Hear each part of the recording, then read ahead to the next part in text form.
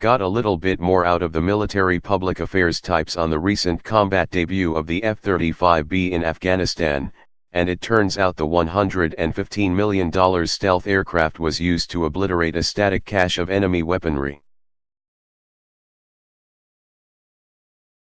Now, I originally intended to use this column to criticize the U.S. Marine Corps for putting together what appeared to be a big, taxpayer-funded PR stunt.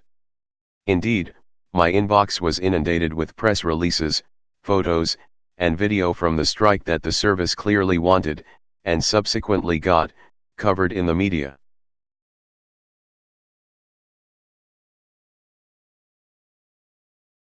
However, it's not really the Marine Corps' decision to drop bombs in theater. Personnel at U.S. Central Command are the ultimate authority on what kind of aircraft are used in its area of responsibility, and a spokesman told me that this wasn't a one-time thing. The squadron involved is now in the rotation with other platforms to hit targets in Afghanistan and elsewhere.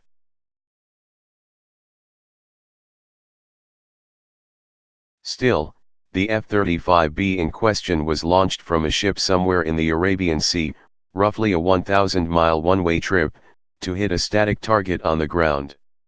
According to Navy Commodore Grant Neely, a U.S. Forces Afghanistan spokesman, the target was a mined weapons cache that ground forces were unable to clear.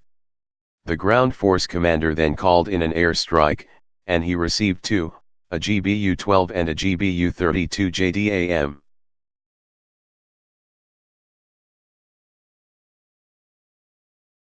So why the hell is a super expensive, 5th generation, stealth with all the bells and whistles aircraft being used to drop bombs presumably on a bunch of AK-47s and RPGs?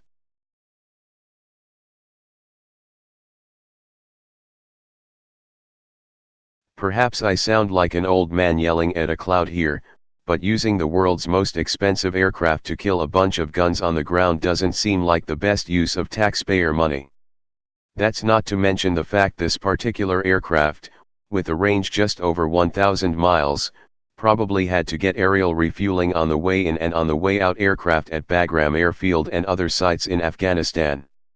For a target as insignificant as this, a Predator drone would have done just fine, or perhaps it could have been punted to an Afghan Air Force pilot. Lord knows they need the practice.